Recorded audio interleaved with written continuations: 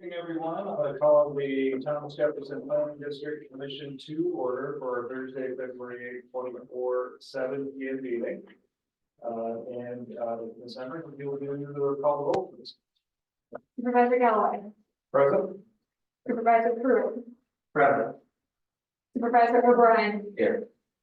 Mr. Smith. Here. Supervisor Goolsby. Here. Mr. Higgins. Present. Supervisor Barlow. Supervisor Woodward. Here. Supervisor Reed. Here. Supervisor Rutherford. Yes. Commissioner Duranzio. Here. Councilor Payne. Here. Thank you. And you don't have to vote for anybody to participate electronically, correct? So that will take us right to matters from the public. And we're limited to 2 minutes per person. Is there anyone in the room who wishes to give public comment? Is there anyone online who wishes to give public comment? Just listeners this evening. All right, well, we will move on from there and go right to number 3, and we have some welcomes and introductions to do. So we have 4 new commissioners with us this evening. And I'm going to turn that over to Christine to handle. So the only thing I'll note is just remember this got moved from last week. We typically meet the first Thursday of the month. But since it was local government day last Thursday, we adjusted it for this week. While Mr. Supervisor Barlow did not attend the planning commission meetings. So there you go, Christine. Great. So I'll just do introductions of the 4 new members, but then we can go around the room and everybody introduce yourselves, where you're serving from. So our new folks tonight are Supervisor Mike Pruitt. He's Albemarle County and he's taking Jim Andrews' spot. We have Supervisor Manning Woodward from Louisa taking Rachel's spot, Rachel Jones. We have Supervisor Tim Goolsby from Greene County taking Dale Herring's position, and then James Higgins, also from Greene County citizen appointee, taking Andrea Wilkinson's spot. So if we can just start by going around and having everybody introduce yourselves. That'd be All right, Jesse Rutherford, Nelson County, East District, which is Livingston and Scott. I'm Michael Payne, Charlottesville City Councilor. I'm just at large for the whole city. Johnny O'Brien, Joint District. James Higgins and Andrea Wilkinson, the volunteer of the Greene. Mike Pruitt, I represent the Scottsville district in Albemarle County, which is the southeast kind of corridor, including the town of Scottsville, Avon corridor. And I'm Ernie Reed. I'm the Central District Supervisor in Nelson County. That includes Nellie Smithstone. I'm Bill Duranzio. I am on the City of Charlottesville Planning Commission. Ben Galloway, I represent the Ryle District in Albemarle County. That's Ryle Road, 20, good section of 29, Smurleysville. My name is Keith Smith. I'm from Fluvanna County, and I am an appointed representative. Tim Goolsby, Greene County, the Monroe District, for Greene County Supervisor. Manning Woodward, Louisa District, Louisa County. Louisa District now runs from the east of the town of Louisa to the town of Louisa. Well, we appreciate having the good folks, and we're going to do a brief orientation this evening to give kind of a high-level overview, but I know that I can speak to the commissioners that have been here for any of the new folks, that if you have questions, that you're welcome to reach out to any of us. In addition to the orientation tonight, we're happy to help answer questions, provide information, and of course, Christine's available as well. So with that, we have another introduction and welcome to do, a staff member, and Ruth, you're going to hang around. We have a new staff member, Logan Hindy, who joined us in January. Logan, would you like to say? Sure. Yeah, I'm Logan. Nice to meet you all. I'm a new regional planner here. I recently did my graduate work at UVA in urban planning and public policy. And before that, I worked a lot in environmental nonprofits. I'm happy to be here. So. Thank you, Logan. Let's spend some time. Logan's going to be working with the Regional Housing Partnership quite a bit. Oh, right. Yeah. So that's That would work, that's a good thing. So, Keith and I are on, Mr. Rutherford, Mr. Payne. Who else is around the table on the partnership? That's it. So welcome, Logan, looking forward to working with you. And then the next item, C, and we have our former commissioners from Greene County, Mr. Herring and Ms. Wilkinson, have joined us online. And what we would like to do is to recognize their service with an official resolution of appreciation. And if, and then obviously I'll give folks, Mr. Herring and some other folks the opportunity to say a few words to please do so. But the first one, Mr. Herring, enjoying post life there, post board life, I guess. Yes, sir. Very much so. Well, it's an honor to read this resolution of appreciation for Dale Herring. Whereas Dale Herring faithfully has served the Thomas Jefferson Planning District Commission since 2016 in the capacity of chair, vice chair, and commissioner. And whereas Mr. Herring has been a tireless advocate for the work and services of the TJPDC during his time on the commission, and as a board of supervisor member and chairman in Greene County. And whereas Mr. Herring has represented the county of Greene in the very interests of its citizens, businesses, and public officials alike during his time on the commission. And whereas Mr. Herring provided steady guidance, support, and leadership during TJPDC's transition and executive directors in 2021. And whereas Mr. Herring also ably served Greene County as chair of the Emergency Services Advisory Board and as liaison to the Board of Zoning Appeals and Planning Commission during his tenure. And whereas Mr. Herring has played an ongoing instrumental role in advocating for broadband expansion in Greene County and the region, including through the work of Greene County's Broadband Committee and the TJPDC's Regional Broadband Partnership and Virginia Telecommunication Initiative Grant. And whereas the work of the Thomas Jefferson Planning District Commission during Mr. Herring's tenure has resulted in a multitude of programs, plans, and services that benefit the people of this region, including but not limited to improved mobility through transportation plans and projects, expanded access to broadband internet, improved accessibility to safe, decent housing for residents, economic vitality and entrepreneurship, and a commitment to environmental stewardship. Now, therefore, be it resolved that the Thomas Jefferson Planning District Commission expresses its enduring gratitude and appreciation for the generous service provided to this region by Dale Herring, adopted this 9th day of February, 2024. So moved. Do it as a motion. So moved. Is there a second? Second. Very good. All in favor, please say aye. Aye. Any opposed? Carried. Thank you very much. That motion is approved, Mr. Herring. We are very appreciative of your service, and I'd like to look forward to the opportunity to say a few words if you would like. First off, I really appreciate the resolution. I didn't realize that I was that active throughout my tenure. Listening to all the nice comments you guys have made.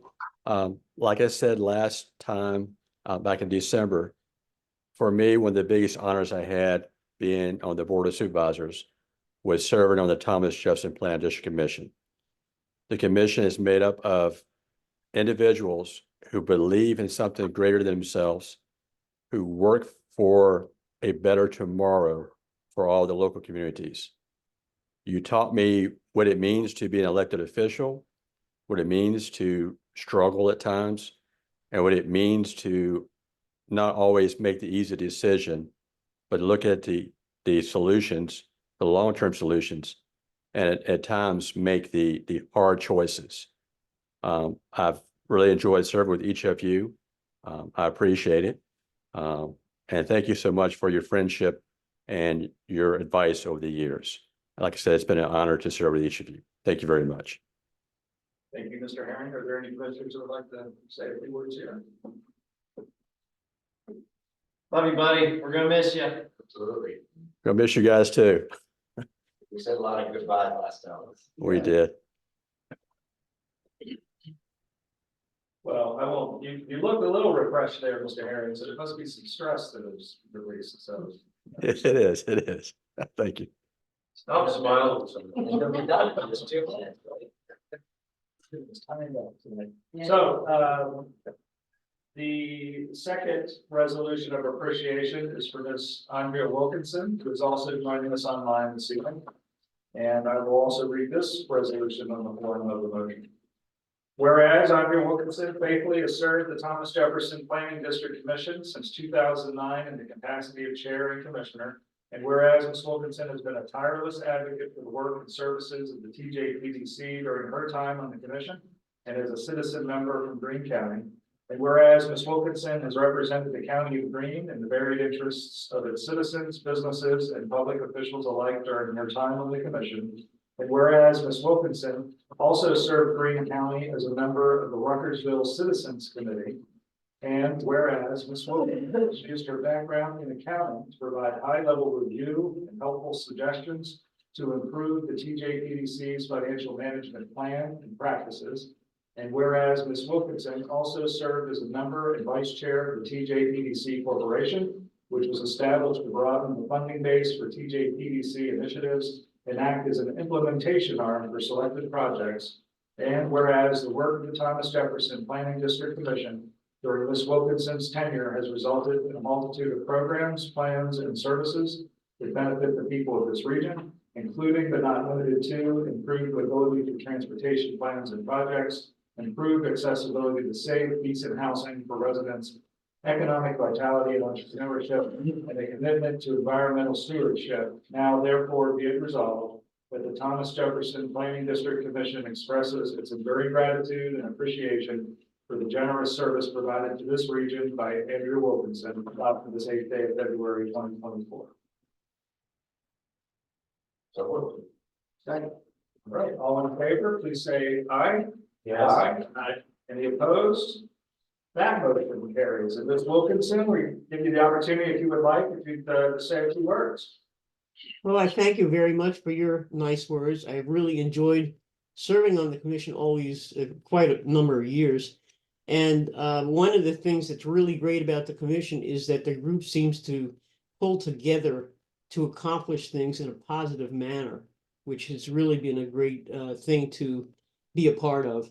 It has helped Greene County, the region, and the state really move forward in several areas. So thank you. We'll miss you for sure. Thank you. Any commissioners like to make any comments or say a few words? We're gonna miss you too. Thank you. Andrea, I'm going to miss you in particular because I don't know what I'm gonna do as treasurer without you sitting next to me. So I'd end up getting a phone call. Yeah, Keith and I were in many meetings together for a long time. Well, you've got 14 years, I've got 2 more to beat you, so I'm not going anywhere. Very good.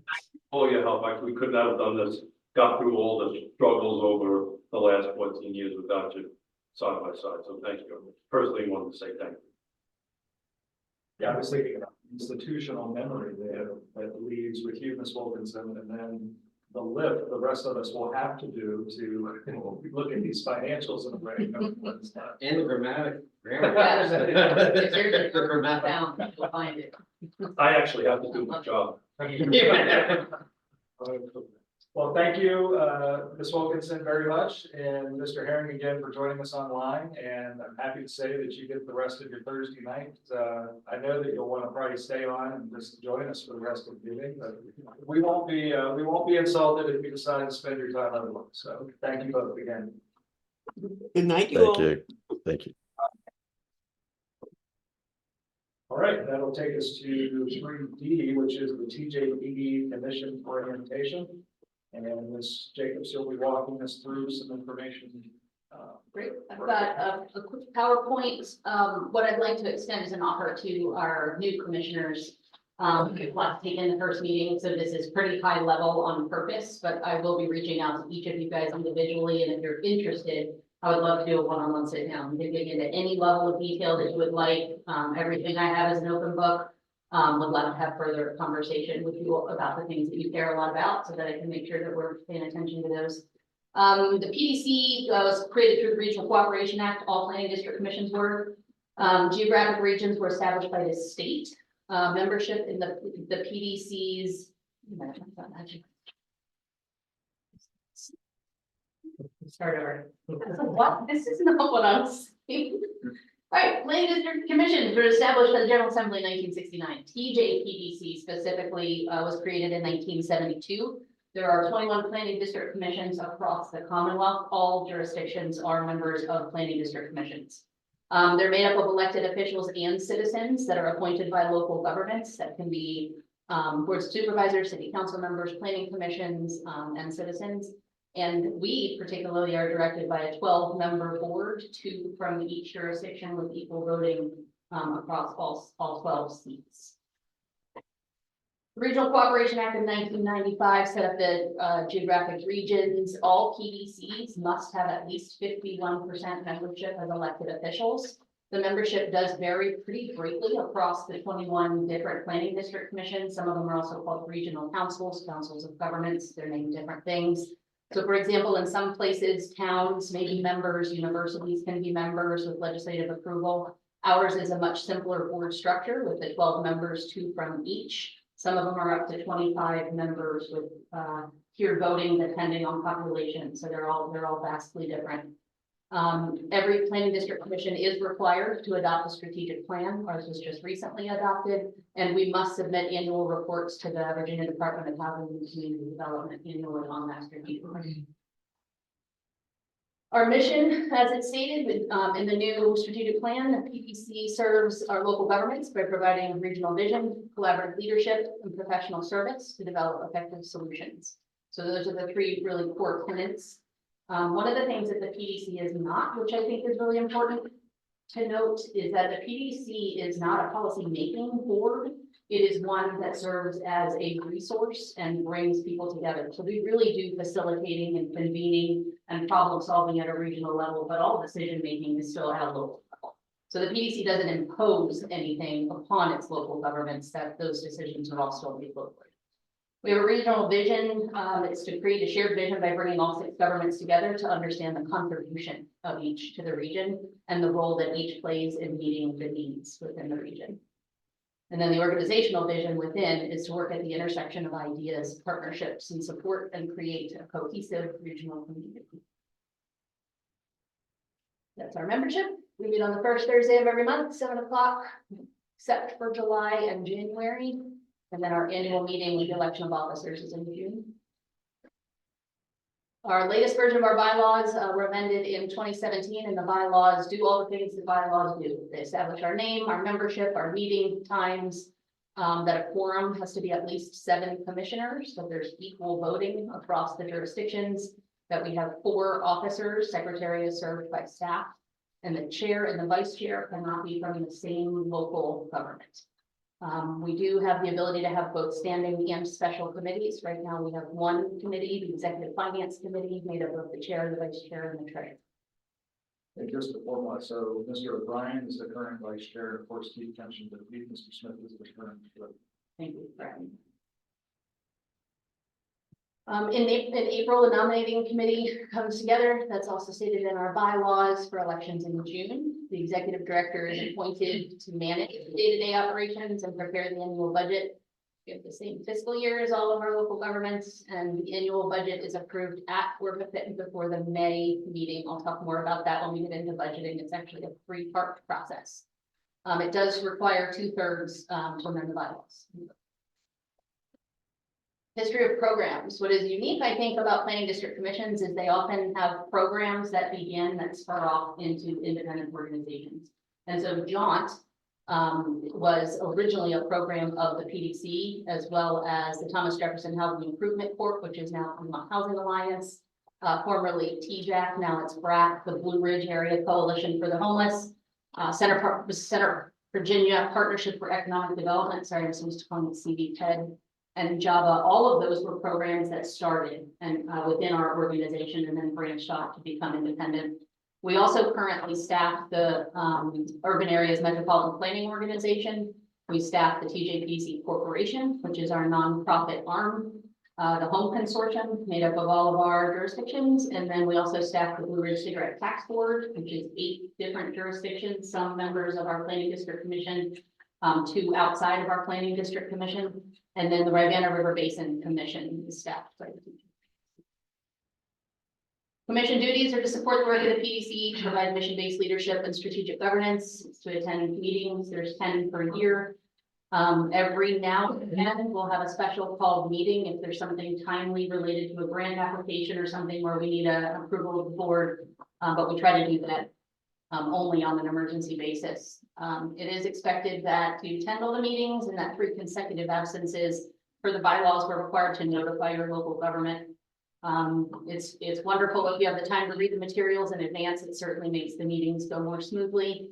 I will give you a little bit of a hint that if you are running behind on your time and you can't get through that packet, the executive director report that I do, it's always the last document. It is a narrative of the meeting. And so it does give the details on everything that we'll be discussing and what all the decision points will be. So that's kind of a Cliff Notes version of the meeting. It's also important for you guys to review, participate in, and improve the budget and the financial reports, and then to relay information back to your governments and other stakeholders, really to serve as a liaison in the role that you serve here for your local government and making sure to get two-way communication back and forth. I'm not going to read these to you. I've listed them just to show you the breadth and the depth of the work that we do. We are small, but we're mighty. So you can see in services, we have transportation and transit, land use, community development, housing planning, economic development planning, environmental planning, grant writing and administration. We do a lot of administering federal and state programs on behalf of the region, legislative services and technical assistance. I did read those. I'm not going to read these. And then I gave details of all the different programs and projects in each of our key planning areas. Many of the things that we do are mandated, so things like the hazard mitigation plan, we're required to have one, and there are economies of scale of doing it at a regional level versus an individual level. There are other things that we work on because we've been either contracted directly with our local government above and beyond local per capita, or we have been asked with the existing resources that we receive to do technical support. So some of these are mandates and others are through decision-making of this board, what the priorities will be. There's some examples of our environmental and then our other. Other is always interesting to me because there's some of our biggest programs in the other category. So the regional broadband program, which we'll talk a little bit more about later, and the Blue Ridge Cigarette Tax Board. That's where the majority of our revenue comes from, and it's where the majority of our pass-through funding goes. Those two programs. And then legislative services. Most of you guys have had the opportunity to meet David Blunt on our team. He's joining us virtually. David serves as our Director of Legislative Services that is funded directly through the 6 local governments through a per capita contribution. He creates the annual list of regional and local legislative priorities that are followed and promoted throughout the General Assembly in collaboration with the staff and legal at each of your jurisdictions. Schedules legislative meetings. He does support for government and legislator meetings. As anybody who's worked with him knows what a wealth of knowledge he has and what a resource he is to our region. Members will receive periodic email updates during the General Assembly, and then he also has a legislative newsletter throughout the year with regular updates during the General Assembly. And then he also organizes and staffs along with me the mayors and chairs and the CAOs meeting that we do. Those are quarterly. Revenue sources. We receive money from our local governments, both through a per capita contribution and local contributions for recurring programs. We get annual state appropriations through DHCD, the Virginia Department of Housing and Community Development. They give us just under $90,000 a year. We get program funding from federal and state sources. Many of those have a local match requirement, so those local matches come from your jurisdictions.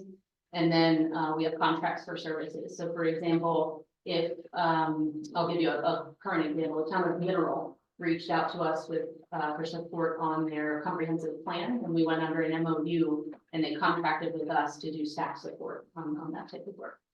Another example might be Nelson County reached out to us to help support tax grant applications and smart scale grant applications.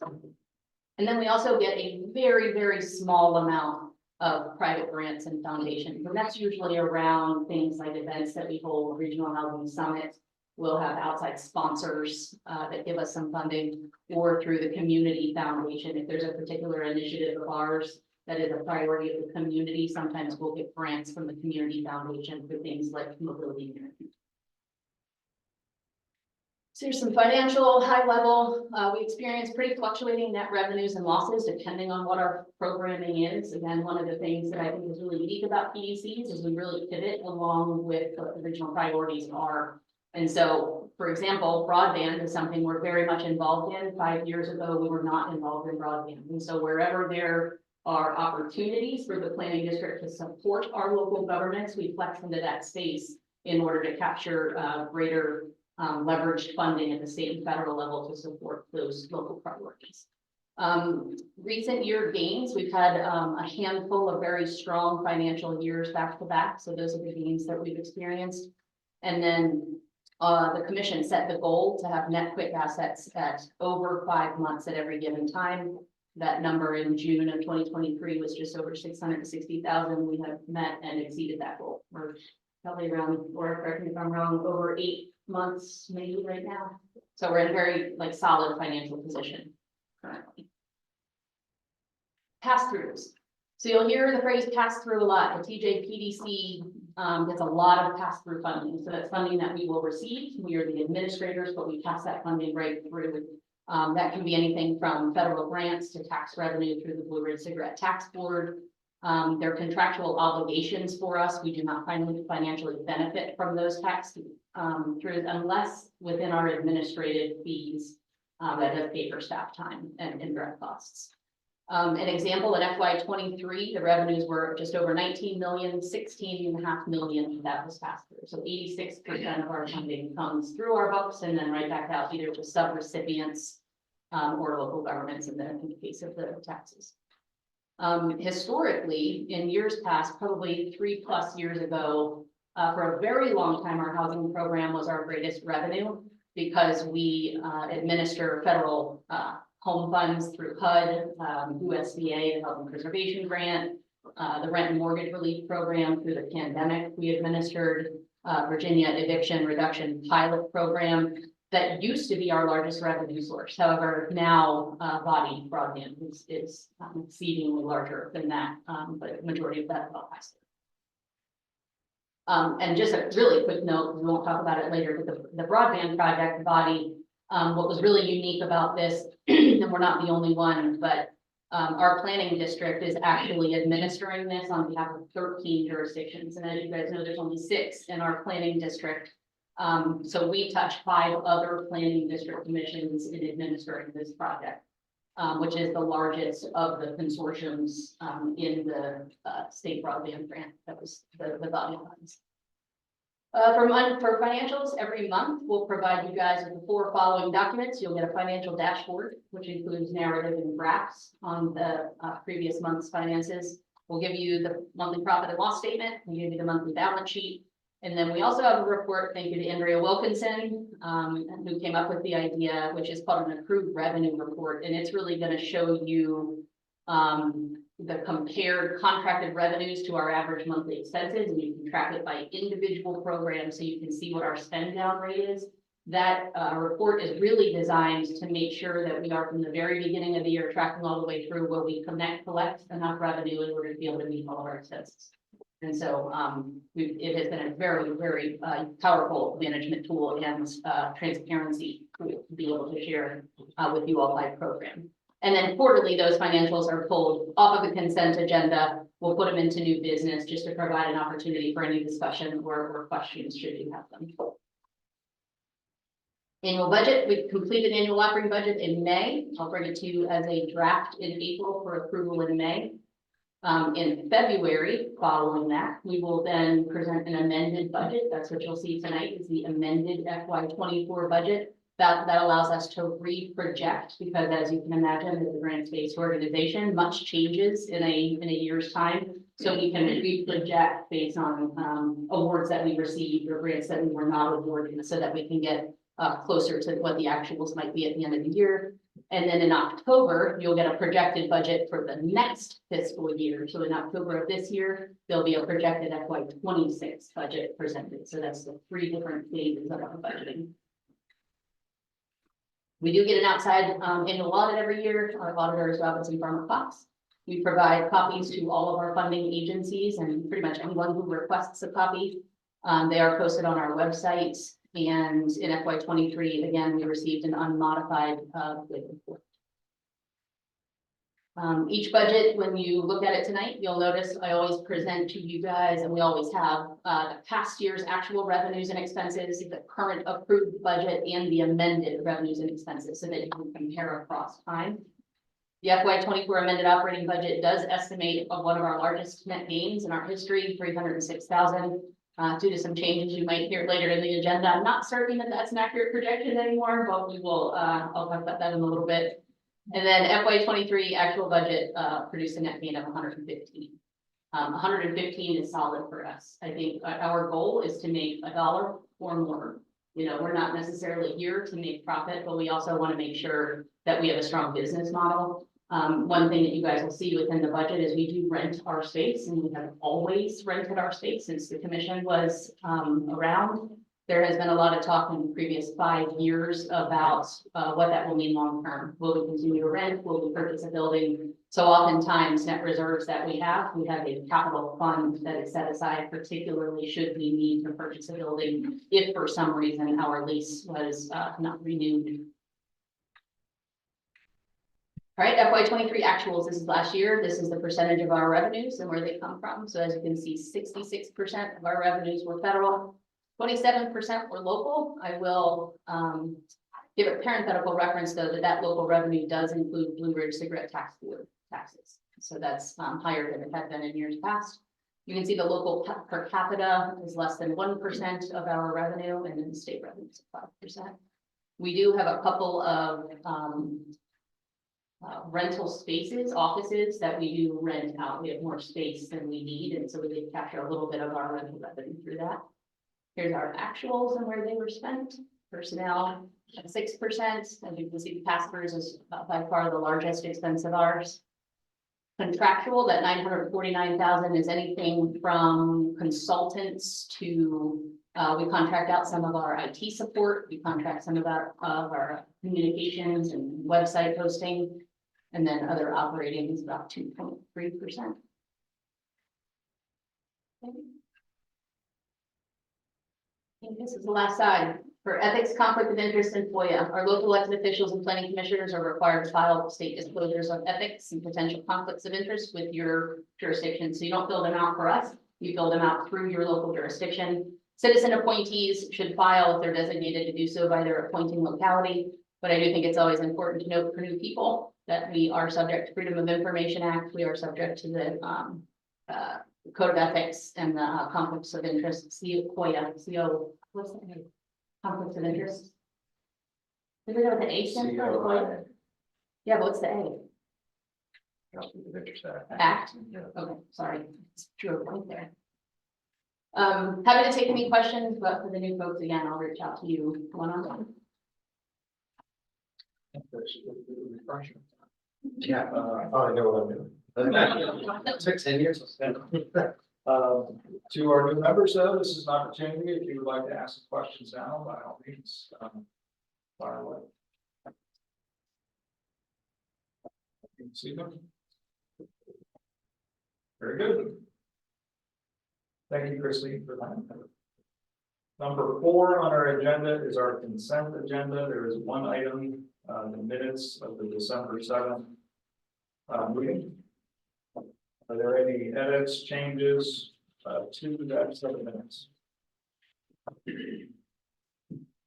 right, is there a motion to approve? Good, is there a second? Okay. We got a motion and a second. Any further discussion? All right, all in favor, say aye. Aye. Opposed? Abstentions? All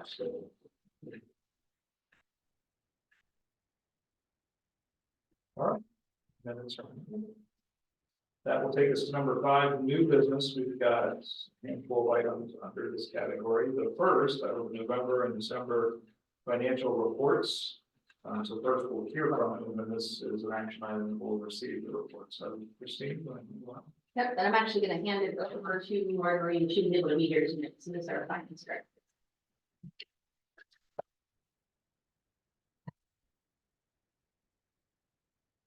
Good evening. I think this might be the first time since I joined the TJPDC that I've actually stood in front of you guys. So tonight we presented the November and the December financial statements. So the dashboard takes us through December 31st. And just a high level summary of the dashboard.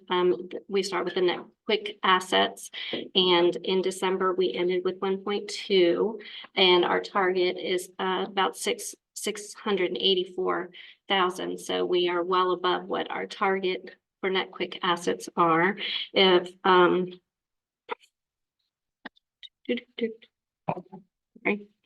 I get really nervous talking to people.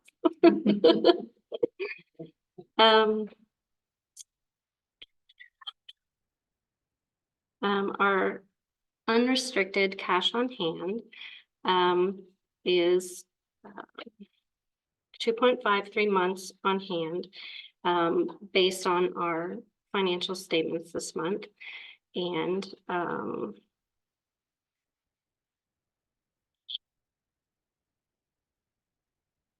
my notes are terrible. I'll just look at the screen. That might be better. So for revenue, in November, we added 24,000, and for December, we added another 14,000. So for this fiscal year, we have increased, because of those, we have increased our capital reserves by 38,309 since October.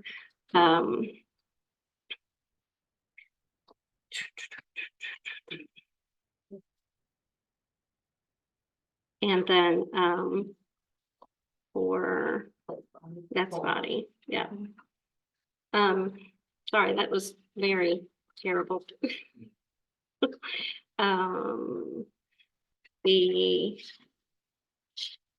report that Christine mentioned that came from Andrea Wilkinson is the larger fold out. If you're looking at your packet, at the bottom of that, it shows where we are for basically halfway through the year with another 6 months to go. So the average funds available per month are 198,478 projected for the grants that we have and the work that is slated for the rest of the year.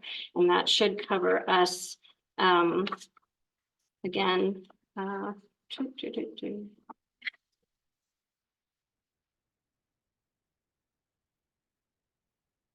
Yes, 198,000 for the remaining 6 months of this fiscal year. Sorry about that. Does anyone have any questions? I'm better with question and answer sessions than presenting. Questions? Just a note, back to Andrea. You were talking, I just happened to actually have one of the budgets going back to 2011 on my laptop. And back in those days, we had 30 days of quick assets. That was a lot. We had like $1 million, so that's pretty awesome. And with the publicly say this, that was all I had. And it was great. There was a time that it was about 30 days of public, but even it's pretty good stuff. Thank you. Thank you. We will need a motion to accept the financial report. Oh, that's All right, do you have a second? Second, we have a motion and a second. All in favor, say aye. Aye. Opposed? Abstentions? The financials are accepted.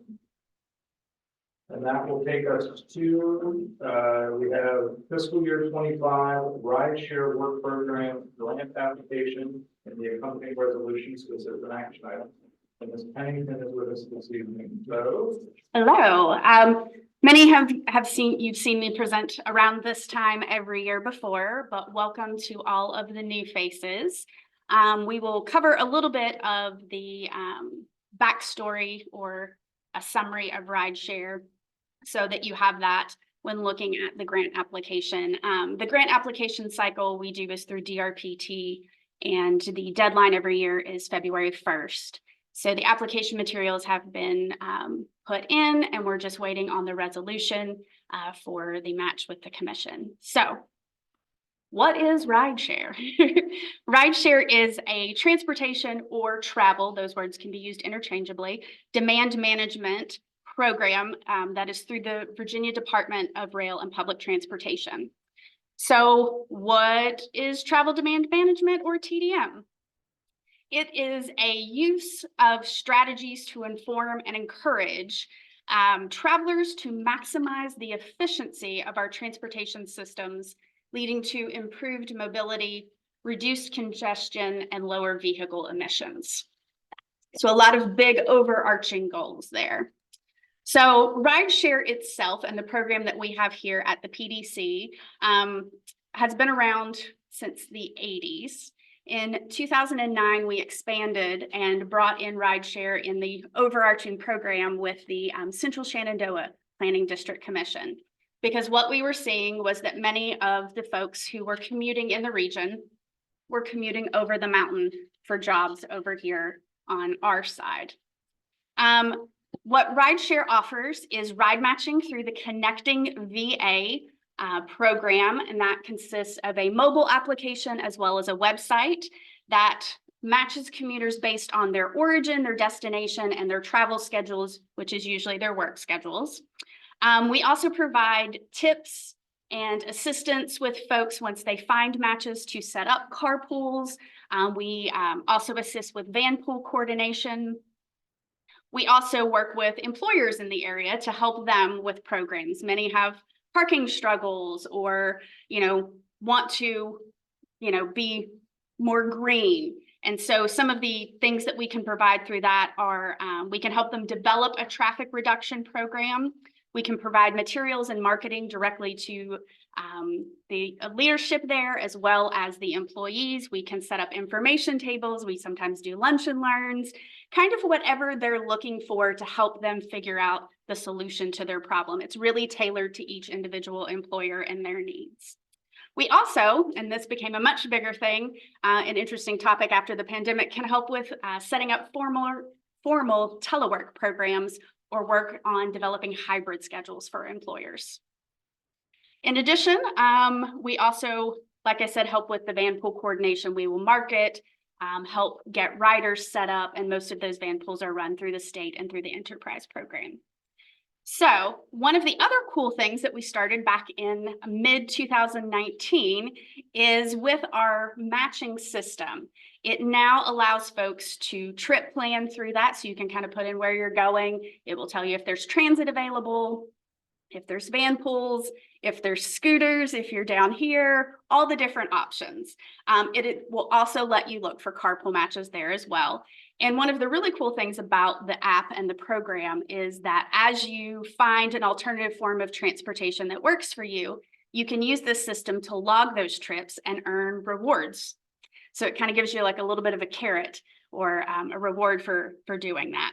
Telework trips count too. I earn a lot of points with my 2 days teleworking. And you can cash those points in for gift cards, for coupons, different things for local businesses around here. In addition, we also manage our park and ride lots in the area. So many of those are owned by VDOT, but some of them are privately owned and have been given permission for the rideshare program for folks to park there during the day, like churches, for example, who, from 9 to 5 are not using those lots throughout the week. There are 27 lots in the area that we work and do quarterly inventory through.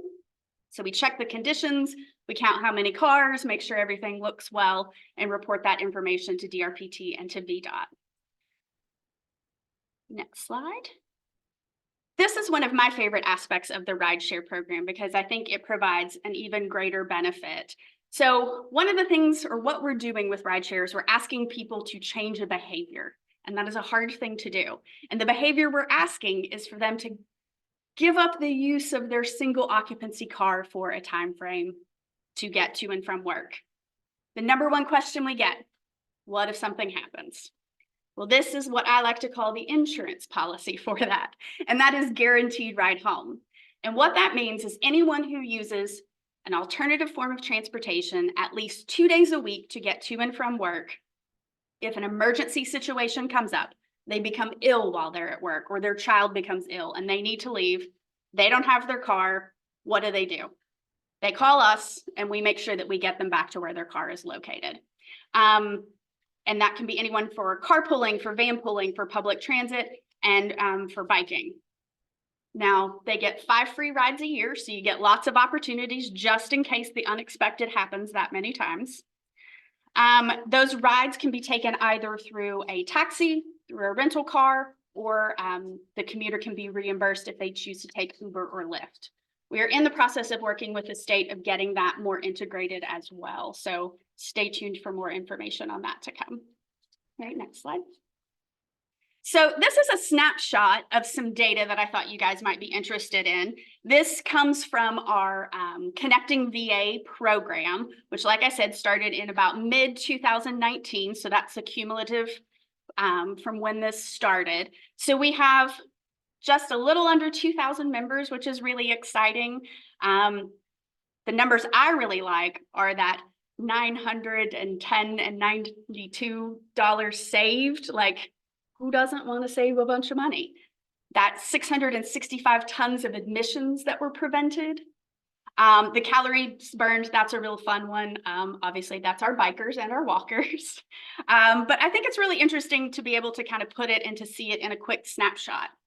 One of the other things I really love about this app is when you register as an individual, you get your own dashboard of all of these statistics, so you can see your own individual impact that you are having. And I think it just goes to show that small things can really add up over time. So in our FY24 program, one of the big things that we were working on is our strategic plan.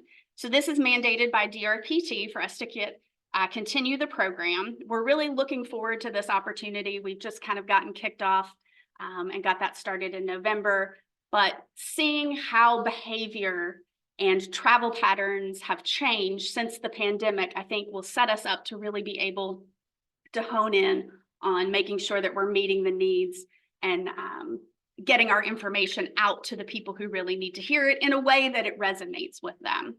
That plan will cover the entire program, like I said, for over a 5-year span. So stay tuned. You will see me back on some information and some input and feedback on that one.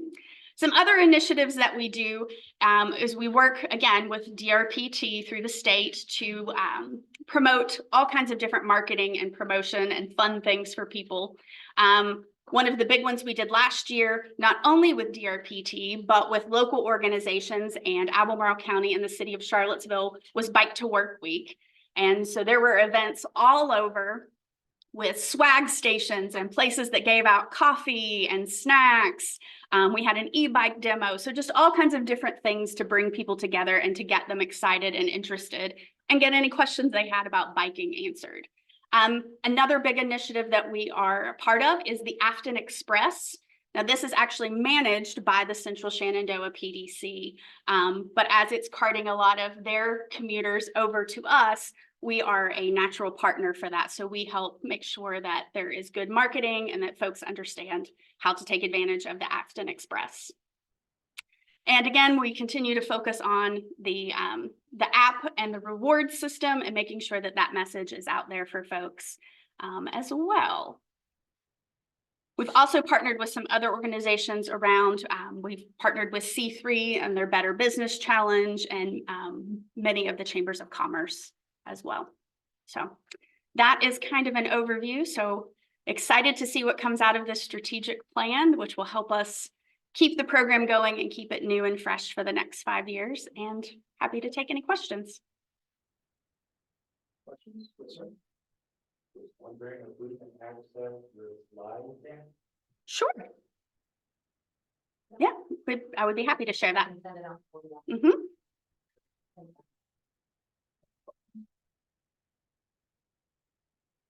We'll start to talk about the reasons being like, well, we're trying to track up for congestion, help with, like you said, some green initiatives, Mhm. also budget. Very much so. Coming across the mountain, the fuel costs, the wear and tear in the car. But that can really make a difference to folks if they drive a couple times a week, but don't have to drive a couple times a week. That can put a couple $100 in the budget.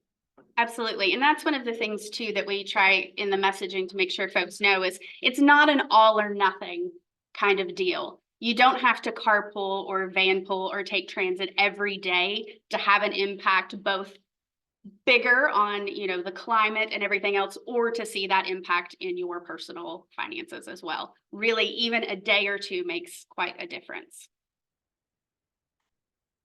All right, we do have a grant application.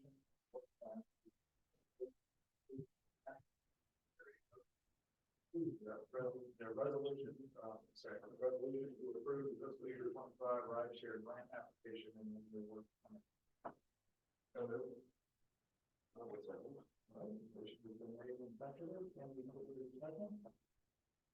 All in favor, please say aye.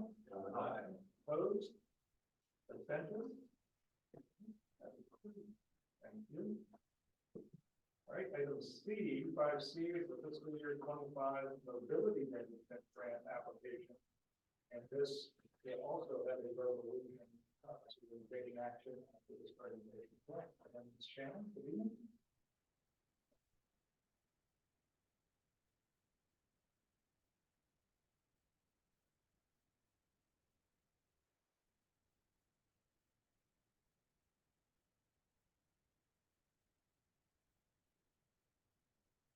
So this is a new program. I don't know, some of you were here last year when I came and presented a little bit about what we thought we could do with the grant from the FTA for a Section 5310 grant.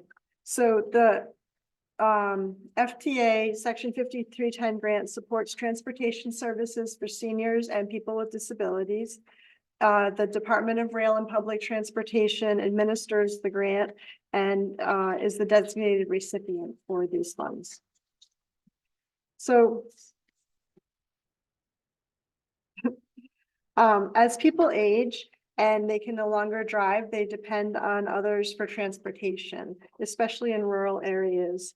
The state, the Blue Ridge Health District, and health service providers like Centera and UVA have all identified a need for additional transportation for services for older adults and people with disabilities. The mobility management program is it helps fund those additional transportation services so that people can get to their doctor's appointments, reach amenities like shopping, and stay healthy and engaged in the community. The program builds coordination among transportation providers and expands the availability of services for seniors and people with disabilities. When considering adding the program to the TJPDC, we spoke with neighboring mobility management programs and the Department of Rail and Public Transportation and decided to start with an information and referral service and then grow the program in subsequent years.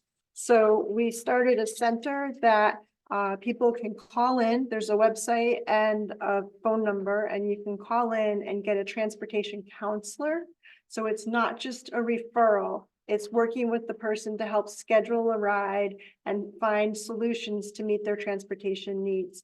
We've built an extensive database that will collect all of the information. So we will also collect information on rides that were not available for people. And then the next step would be to work to implement services that would meet those needs that are identified through the data collection. So we started in October 2023 and will run through September 2024. It's on a federal fiscal year. So the first year's budget was $119,000 with a 4% local match of $476,000. This affords us a half-time manager for 12 months and a full-time information and referral specialist for 9 months. So far, since October, we've developed the call-in center and a website to connect people with rides. We've built a partnership with JABA, UVA, the Blue Ridge Health District, and the Community Foundation. We've started collecting data to identify areas of need, and our community partners are also sharing those areas of need as well. We've raised an additional $47,500 from community partners, and we've procured a marketing firm to develop a brand and marketing plan. Some of the benefits of starting a mobility management program are providing clear and competent information to the public, connecting human service programs, nonprofits, and transit operators to increase services, increasing livability and community health. Most of the needs that we've seen so far are for medical services. For example, it's hard to ask your neighbor or your family member to take time off of work to drive you to physical therapy once a week. We get a lot of calls of people who are missing medical appointments and especially physical therapy because the distance is too far and it's too great of a demand on their resources. Another benefit is having more data to make informed decisions and building an infrastructure and funding foundation to expand services for multiple stakeholders. So we submitted our application for funding for fiscal year 2025 on February 1st. If awarded funding, we'll add a second staff person and work more with partners to grow transportation services. We'll work more with John and Kat to advertise and improve their services. We'll foster and support volunteer driver programs. We'll work with partners like UVA and the Blue Ridge Health District to improve transportation for students with disabilities and non-emergency medical transportation, especially for people living in rural areas. We'll also explore providing travel training services and events to increase ridership on John and Kat. So the second year has a budget of $223,000 and $8,800. A 4% local match of just under 9,000. And this would have a half-time manager for 12 months, a full-time information specialist for 12 months. And then the last 6 months, we would add a second staff member, an information specialist to continue to take calls and coordinate with partners. This funding program is incredibly flexible, and some of the options that we can consider in the future are to develop and support new services to address the unmet needs that we identify. Work with Kat and John to improve services for seniors and people with disabilities. Provide travel training to help people learn to ride the bus and use the systems that we have. Coordinate scheduling and marketing among the transportation providers. And start new programs such as taxi and gas voucher programs based on additional funds from grants. So we're asking the commission to vote to sign the resolution in your packet to support this program. Oh, and questions. You said that it's extremely timely for me personally. I got a phone call on the way in today from a homebound person out of Fluvanna County. What can I tell them now, today, right now? Oh, I don't have my 800 number with me. Walk me through it. Keep it at the third grade level. Walk me through it. So you call the 800 number. You get in like a mobility specialist, and you tell them where you need to go and where like from and to and the times, and then they'll look at the services that are available and let you know what's available and help you troubleshoot. If something, if John's available, but you can't get them on the phone, we'll get them on the phone This for is a you. real person. Yeah, just call the 800 number. So give me that. I'll text it to you. I have two here. So, first meeting, I was meeting now, two grant proposals, and so my natural instinct. And I know when we were looking 2 weeks ago, there was a significant amount of money for advertising and marketing. I'm guessing just because it involves, hiring out for the service that there is not a significant amount of advertising. Email. We have, it's like 1,500 for marketing. By the grant program. how much Yeah. we're allowed to spend on advertising, which is why we often reach out to community foundation, external partners that have less requirements on that. Free. And the other thing I need to say, we look at these slides, we really finally talk about the different roles of the program. That is all very exciting, but also outside the scope of what we're actually resolving, or we will not be actually something the great that we can do on future proposals or future lookout. That is correct. That shows the potential of the program. We're modeling ours off of an existing program, staffed out of the Rapidan Regional Commission, Foothills Mobility, what is it called? Foothill Mobility Alliance. Foothill Mobility Alliance, they are a model in the state, the DRPP, says that their program has been highly successful. One of the greatest things that they shared with us is build it small, start small and make it successful over time. Don't try to take on too much. We're unique in this region in that we have 3 different transit providers.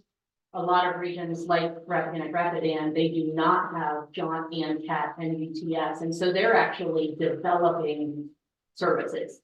So they are doing volunteer, they have rolling stock owned by the Planning District Commission.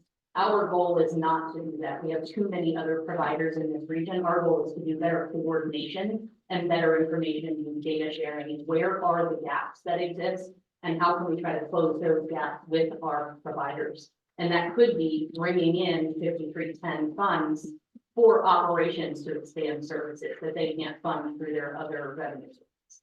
But we don't intend to do that as here. I just want to dig a little bit more into the community positions. Is there any restriction imposed by the grant term on our community partners who can spend money if they wanted to do it without it in their answer? I also agree with you. We have constant questions. I don't know if you're allowed to. Oh, yeah, Yeah, we can address. okay. So I've been meeting with the interagency councils for the different jurisdictions and telling them about the program, sharing the 800 number. We've been meeting with them for over a year now. So they're pretty familiar with me and the service that we're providing. We also have a flyer out for like at Java and through the center. We're going to expand that to more service agencies. I'm mostly targeting service agencies that work with older adults and people with disabilities so that they can reach to their clients. And we won't be kind of gathering people who are not eligible for the program. We're going to answer every phone call and help every person who calls us, whether they're eligible or not. But by targeting the marketing to those populations through the service providers, we'll be mostly getting people with disabilities and older adults. And then in addition to that, the January through June of this year, we are working with a consultant to do branding and marketing. We intended for this to do a soft rollout in January 1, because we didn't want to overwhelm the system without the resources and the infrastructure to do anything with those phone calls. So the biggest failure to us would be is if we receive a ton of phone calls and we can't really help them with anything. So we really did a softer rollout and we're doing very targeted advertising right now. It won't go broader than that until after we complete that study or that initiative. It's not really a study, it's like a implementation. Might be helpful to drop that email number in the chat. I don't have it. It's So much for terrible. marketing and advertising. I should have brought my flyer. It's gotta teach you how to sell. You gotta work on it. You've got the local match, it was like what, $9,000, I think, for fiscal year 25. So explain how that is. That's $9,000 spread amongst, right? That's not $9,000 each. So, and then that's usually broken out per the Proportionate per capita. so the formula that how you pay into the PDC, but the point that I'm hearing to is the last time we had our fire and EMS folks in front of our board, talking about the non-emergency calls they receive, because a lot of times our folks, we just spoke about, need a ride to a doctor and they don't have a family member or somebody like that. And you expect to send EMS or fire to handle a non-emergency transportation call. Well, I'd take that $9,000 myself. To be able to afford the cost savings and not having to send out our fire and EMS to help in those situations. So it's, this is one of those points that have a regional aspect and help us find not the savings, but then justify some expenditures that are not high. We're seeing that. Any other questions or? So this is a action item, so we need a motion to approve the resolution for the fiscal year 25 mobility management grant application. There a second? I'll second that. Right, motion is made and seconded. All in favor, say aye. Aye. Opposed? Abstentions? Yeah. What's the grant? Abstentions. Thank you very much. That will take us to 5D. We have the U.S. Department of Transportation Graves grant presentation, and there's also the resolution that we will take action on. That will first. Thank you. For those of you that are new, Sandy Shackelford, Director of Planning and Transportation, third grant application of the night. This one also does not include any advertising in it. It's a different kind of project though. So on your screen is a picture of the Fluvanna River. And for those of you, hopefully a lot of you recognize this, but the part of the picture on the west side of the river is the Woolen Mills area. That's Riverview Park, that green park right next to the river. And then on the right, the gray side, that's the Pantops area. And so this little red line down at the bottom is a proposed bicycle and pedestrian bridge that the Charlottesville Albemarle MPO, which is staffed by the Thomas Jefferson Planning District Commission, has been working through different phases of development.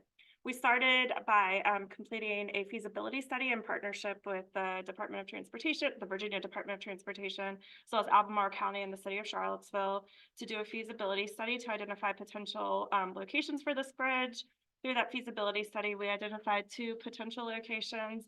And then in, I think it was 2021 to 2022, the years are kind of melding together in my mind right now. The MPO conducted some extensive outreach to pick a preferred location. We preferred the location. We chose the location here on your screen. This would connect basically the wool factory development site on the Woolen Mill side over to what we refer to as a State Farm property. And then this white dashed line that goes up to the road network would be a shared use path. So that just tells you what we're trying to accomplish. We submitted this project as a smart scale application in the previous round. It scored really well benefits wise, but what happens with smart scale is that projects are submitted for all phases all in, and you're starting with a conceptual plan, not necessarily an engineering plan.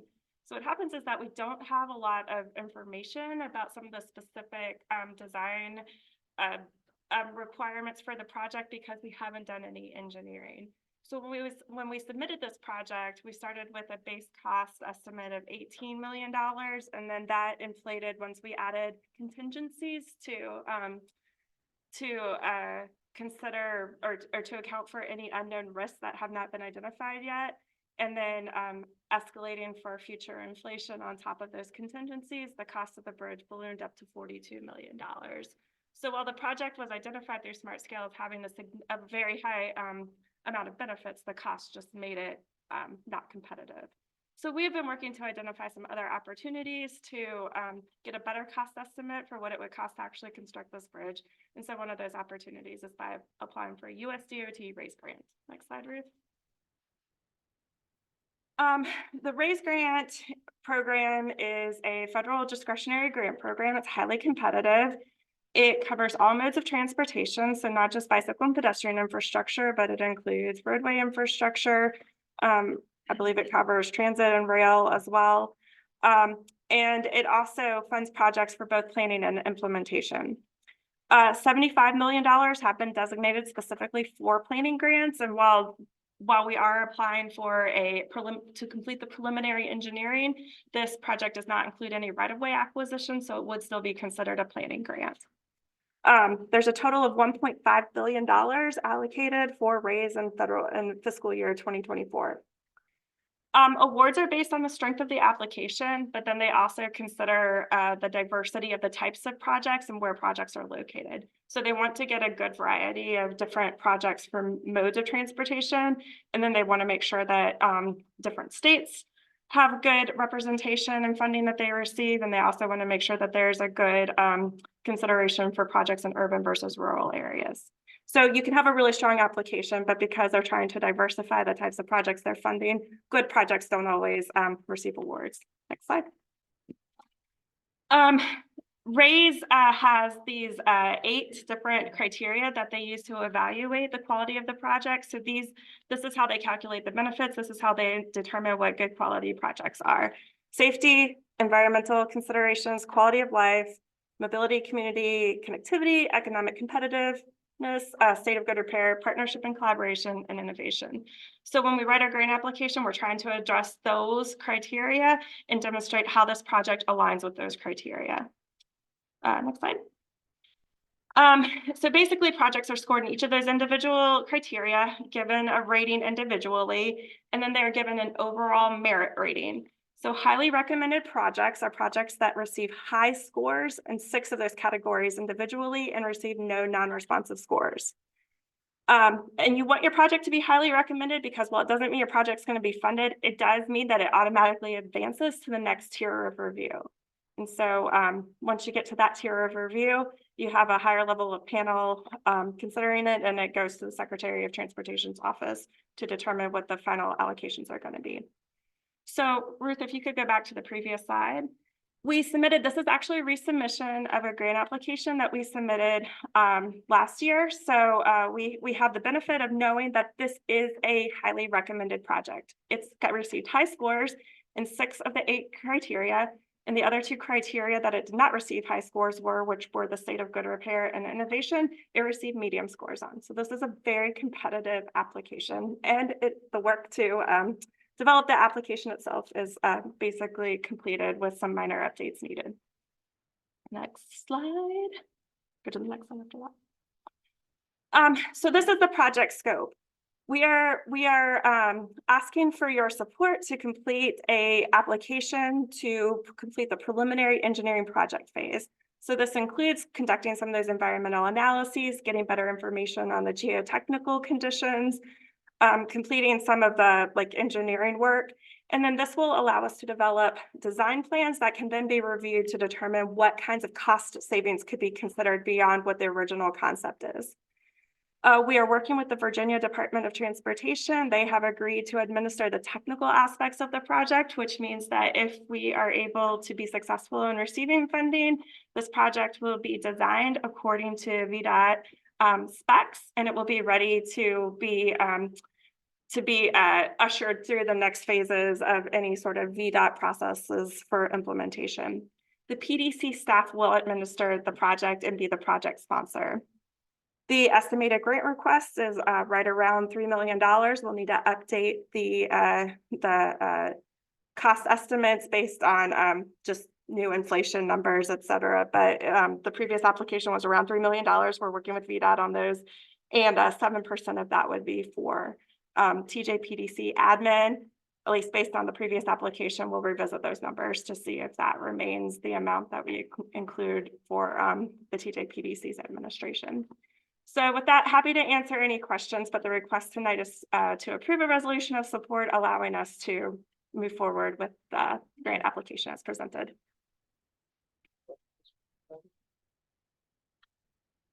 So primarily The preliminary engineering phase, yes. So you have a $42 million cost. What do you think this engineering for? Yeah, a back of the napkin calculation I did showed that if we were able to reduce the contingency in half and take the preliminary engineering out of the funding amount that is needed to complete the grant application. I think it brought the cost down to something like $27 million. So it really depends on whether or not this preliminary engineering review identifies that there are some actual costs that would have been covered by that contingency.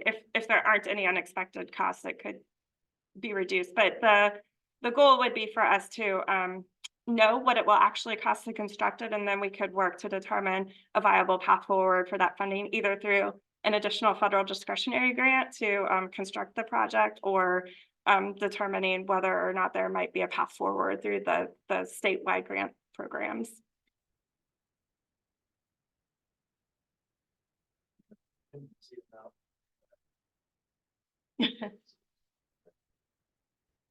Part of the bridge, the location there is there's actual land.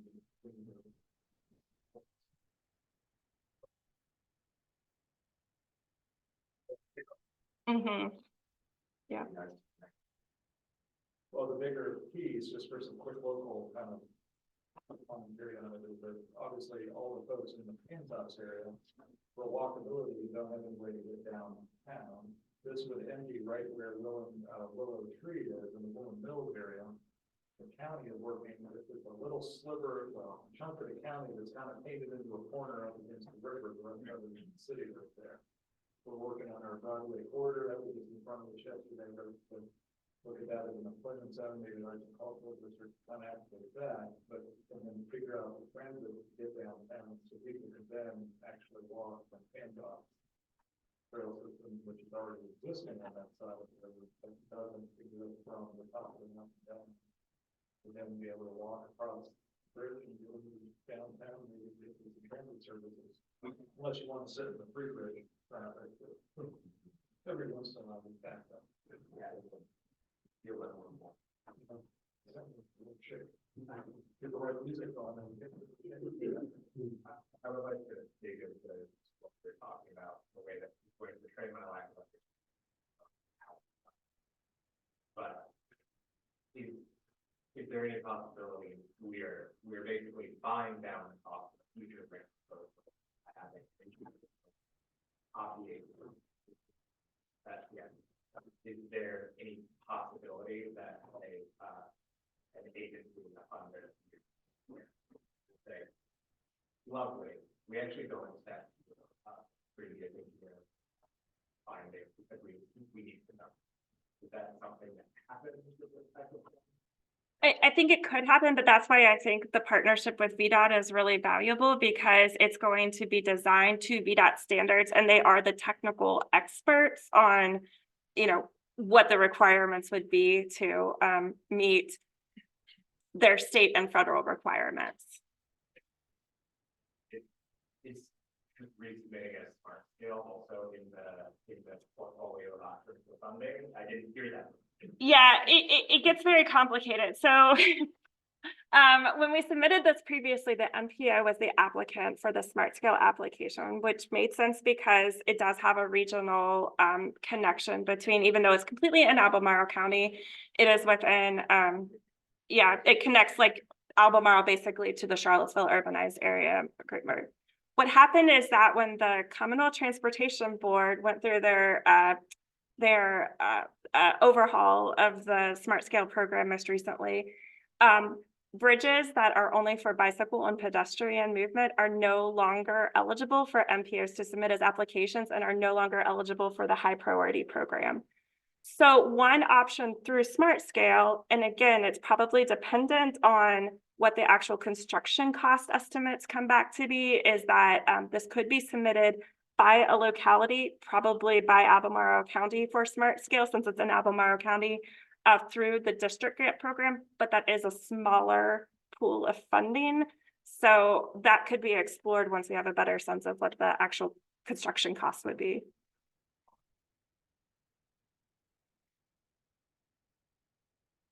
Potentially, yeah.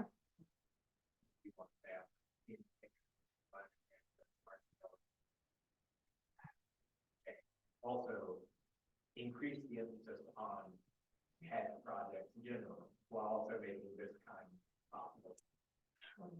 Well, it made it more difficult for bicycle and pedestrian projects to be funded through the high priority program, which is the bigger statewide pool. The upside.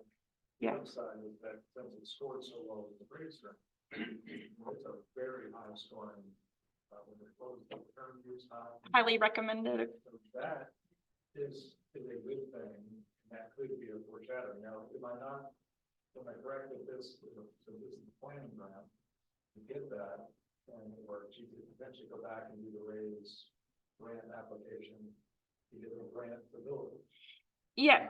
It is an option. There is a limit on the amount of funding through raise of $25 million. So it's possible that you could apply for $25 million through raise. It's also possible, I mean, there's a whole host of options, but if all the stars align correctly, it's also possible we apply for some of the money through raise and use that as a match to get the rest of the project funded through something like Smart Scale. There's a whole host of options to explore once we get to that point.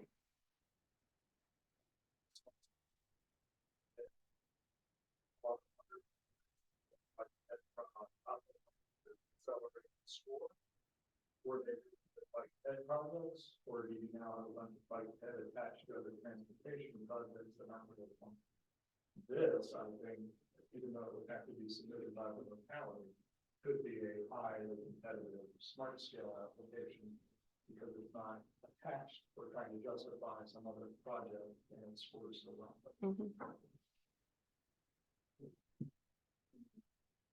Any other comments? No, can be going back.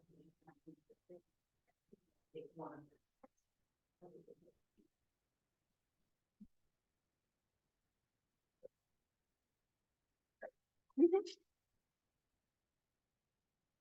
We need to approve the resolution supporting raise grant application to fund preliminary engineering phase for the Fluvanna River bicycle and pedestrian bridge. Second is made. All in favor, please say aye. Aye. Opposed? Abstentions? Great. That's approved. Thank you. All right, number 6, we do not have any old business, so that will move us right to the executive director's report. Christine? Oh, did I skip the budget? I already had a check there. Fiscal year 24 draft. All right. Okay, so in the September, October part of the budget, when I'm showing the projected budget, that's when there's all the visuals and the graphs and all of the details. What we do for the amended budget is I give you a detailed memo of the changes between the original projected amended approved budget and the amended budget.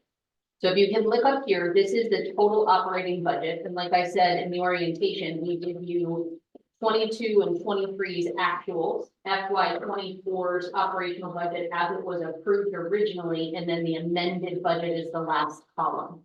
So you'll see the change between the original operating budget and the amended budget is a vast difference. You see that 54 million versus 28 million, and that is directly related to the body program. And so again, at the beginning of this 3 to 4 year 112 million coming through the PDC, we were projecting it across 4 years, splitting it equally. We then adjust that as we go. One thing that's really important to note about the body program is the majority of the expenditures that occur in this first year or two are on the private sector. So it's a lot of the work that's being done by Firefly, by Dominion, so that the expenditures are greater on the private side. They'll be coming on the public side for the local match that comes through.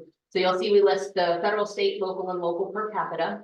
I'm going to go and I'm going to skip ahead, or if you'll slide down to the revenues sheet. This is very small, but it's in your packet. Basically, we detail all of the revenues that will be coming in by source, by program, so that you can see all of the money that we are anticipating receiving through the fiscal year. Happy to take any questions on that, but that's really the detail of the revenue projection.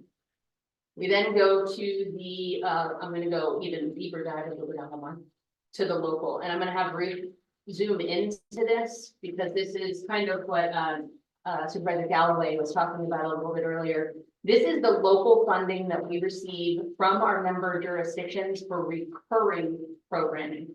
So if we have like a grant application that requires a one-time match, something like already is a bad example because there is no match required, but it's a one-time project. That's not going to be in this table because that's a unique project. If it's a program that is a recurring program, it is going to be in here. So we calculate that per capita on the per capita rate that is set by this board, 64 cents. Then in the yellow columns, you'll see that is direct funding that we receive for our recurring programs that we have. The rideshare grant, the solid waste planning, Fluvanna River Basin Commission by participating jurisdictions, again, all done proportionate to per capita. Then the legislative liaison revenue that we receive is at a 40 cent per capita. And then regional transit partnership funded by Charlottesville and Albemarle, and regional housing partnership funded by all six. So those are the direct local source revenues that we receive. You know, scroll to the right. We then take those and we back out whatever the balance is, and we back out things that require a match that we don't receive direct funding for. So there's a required match for the NPO. There is a required match when we are in the 5-year hazard mitigation cycle. There's a required match for the watershed improvement program. You guys approved mobility management, so that will add a column to this and we'll pull out that 9,000 per capita from that. Go over to the right again. And then per commission policy, if you see the green column is the balance, that's the remaining 109,000 is really the discretionary funding that remains. And the policy of this board is that remaining discretionary funding has to be spent 75% on regional initiatives, since we're a regional body. And that means if it's an initiative that is more than 2 jurisdictions. Okay, so that's things like when we are pipeline planning and we are seeking new grant opportunities that will benefit the region, we would bill it to this because we don't have a revenue source that covers that staff time. So that comes out of the 75%. The 25% is then just like hyper locals. You know, if we're asked to serve on, you know, a body, like an advisory body or the CBO plans, or then we'll bill it to that 25% for that local jurisdiction. Also, hyperlocal support things like if y'all needed grant application support or mapping, GIS mapping done, that would come from that column as well. So you can see when we get to the end of it, it's not large amounts by jurisdiction that we have that's discretionary. Everything has a place that it's going in our budget based on our required matches for all the programs that we're running. Any questions on the local revenue? Okay, we'll go back to the front page. Main budget. So a couple of very high level, I'm not going to go through this memo because this is there's no action required tonight. This is just in a draft form. You have plenty of time to read through it, peruse, ask questions in the next 30 days as you have them, and then it'll come back before you guys in the March meeting for your consideration for approval. Just a couple of very high level things. Obviously, the body pass through, so it's the bottom. What I started doing in the budget at the bottom, it used to say home, HPD, and other. I'm now breaking out the cigarette tax board and the body revenue since they are such large sources of pass through. I'm calling those out specifically. And then the other grants and contracts pass through. That's anything from consultants to, or what else is in that category right now? It's so many. I don't want to put you on the spot, but basically what this is showing is a net income anticipated of 306,000. That was about 2 weeks ago that projection was made. A couple of high level changes. We do have another staff vacancy that's coming down the pipe, and anytime we have a staff vacancy, obviously we're not billing the programs during that time, so it reduces your revenue depending on how long that vacancy is open. Any questions? Any changes in either revenues or expenditures that you see that you'd like me to get any further? If not, there's details in the memo, and again, call me, text me, email me if you see something that you're like, what is this, or why is this such a big difference? I'm happy to give you any further detail. You'll see right here, this is the total agency budget. We are a billable hours agency, like a lot of private sector firms, but we're like public sector billable hours firm. So every hour that our staff works on a program, we allocate to that program, all expenditures. And so we maintain an individual program budget for every single project that we do. So if you ever want to get into details on any individual project, we have those broken out, and then they all collapse into this, which is the total.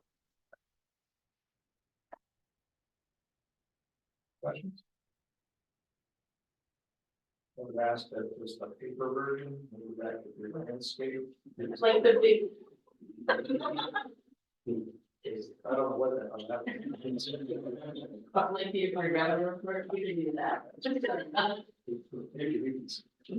I always think that it'll be on a screen and you just. Well, it is, and that's what, if anybody is using the paper version, that's one of the.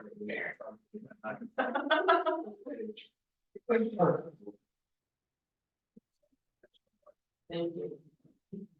No action required there, as mentioned. Now we can go to, go right into the executive. So the first one is that we attended local government day and we saw a couple of you guys there. We were able to use funding from the Southeast Crescent Regional Commission to go to that, which was nice to have a revenue source to cover it. So it doesn't come from that local source for us to go. And then the staffing update that I want to give is that Sandy has taken a job. Our Director of Planning and Transportation has taken a job with our state agency, VDOT. And so we are really excited for her. We are really disappointed for ourselves, but the good thing is she will actually be our Culpeper District representative at VDOT. So we'll be able to maintain that relationship. It's gonna occur with every smart scale. How many millions are we? Not thinking about that. How many circles are we gonna get? Gotta do it by order of precedence.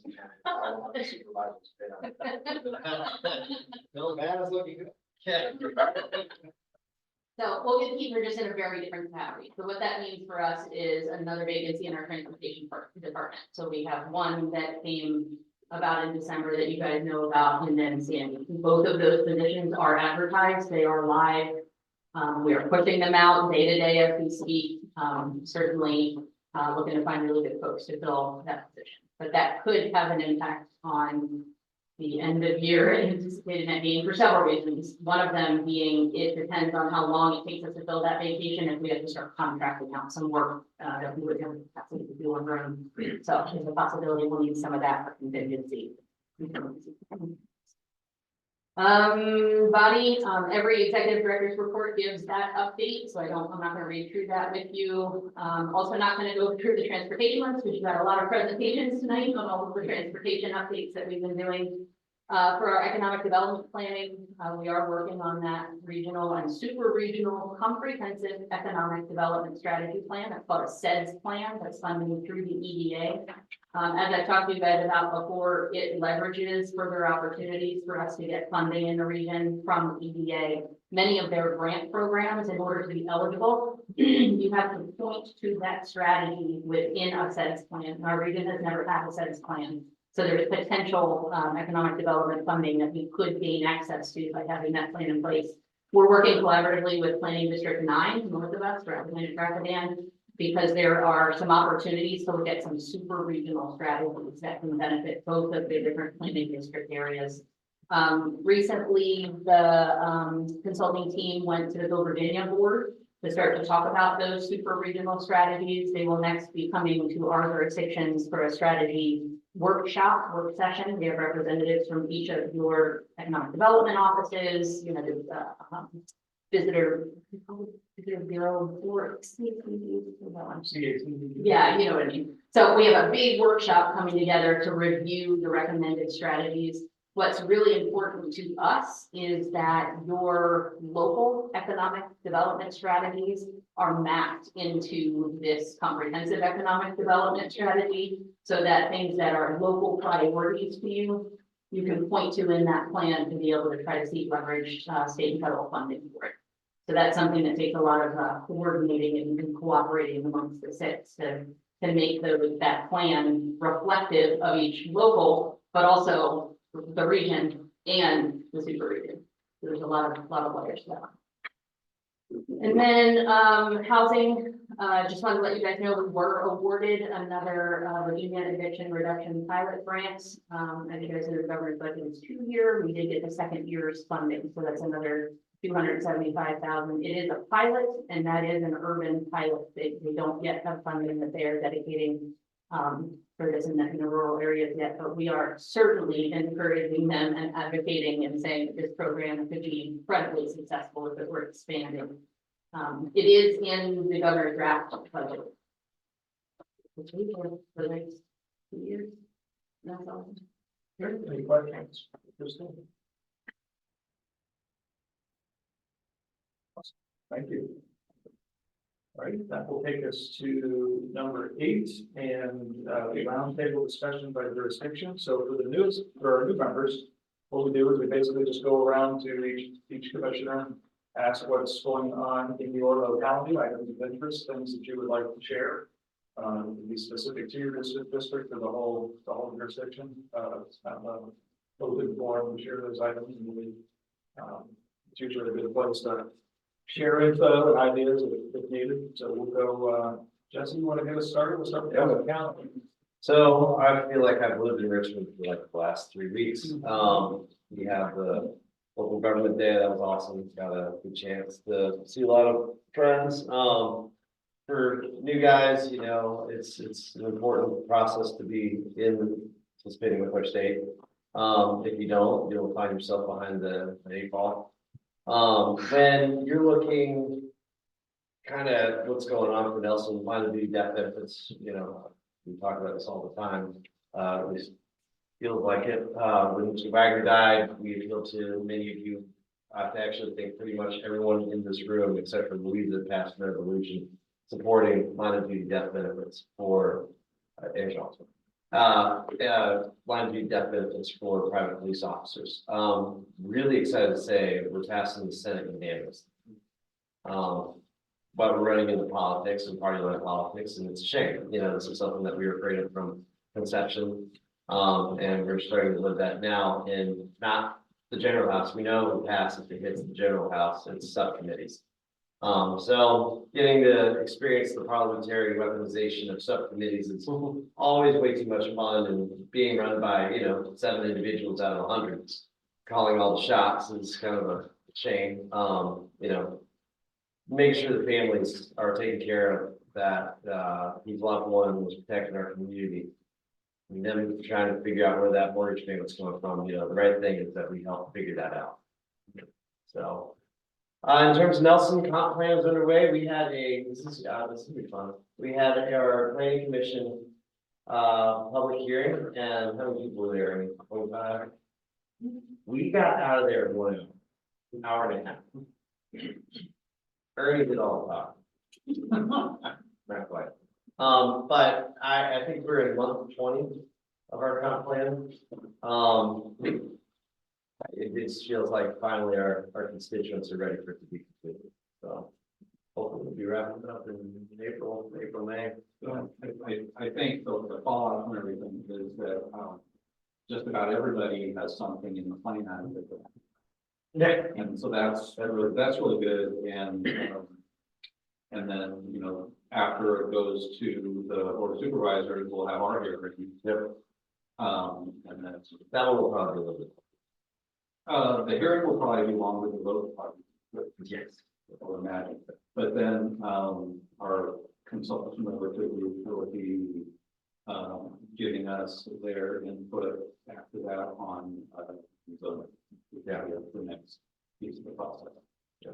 And of course, we're always looking at our neighbors to see what they're doing in building successfully and not so. And you guys caused a lot of danger, by the way. yeah. Why? People become Charlottesville. Well, you know, we had 2 people stand up at the planning commission and say no up. The complaint should say no up zone. Boom. Boom, bam. That was the tagline. Let's wait till we get to the zoning. Yep. Yeah. Beyond that, you know, we do have a new board member, so just filling in the place and do appointments. And did you go to the jail? I do. How was it? It was good. There the 3 different funding options. Turns out that the biggest option for you know, which was demolition of the whole building and redoing it, turns out to be almost the same cost of trying to remodel. So you know, in terms of when you get the money from the state. So it was good. We got a few members of the public that asked really good questions, but we don't have. Any other items you'd like to read or no? Yes. Nelson County now has 87% family occupancy. Split vote, we were able to pass an increase in that, so now we are evaluating the short-term rentals in parity with all of them. If it is. Yeah. If it is, some issues with that, and I don't know about it. Oh, yeah. Where would that, that legislation? They were very good. I think it's still being considered. Yeah. Hey, David, can you, oh yeah, he just came on. I couldn't hear what the question was. I just heard short-term rental, and there's several short-term rental bills, but I didn't hear the specific question. Where they stood, or any of them final or decided or moving through or? Yeah, they're still moving through. We've got Senate bill on the floor tomorrow that would allow, if you are resident of a property, you could not have a local ordinance that would require a special use permit or bar the use of that residence for a short-term rental if it's an owner-occupied property. A lot of unanswered questions in terms of, what does owner-occupied mean, and do you have to be there when it's being used as a short-term rental? And then there's a very similar House bill that just came out of subcommittee today. It'll be in full committee tomorrow. Those are the main vehicles related to short-term rentals. I don't know of any others that are really onerous. There is a positive piece. Delegate Lee Ware used to represent Fluvanna County has that would that's passed out of committee on the House side that has would have the state set up a registry. There's been problems with being able for the localities to be able to keep track of who the different owners and offerers are of short-term rentals, and so this would require the establishment of a state registry to help with that. Thank you. Mm-hmm. The other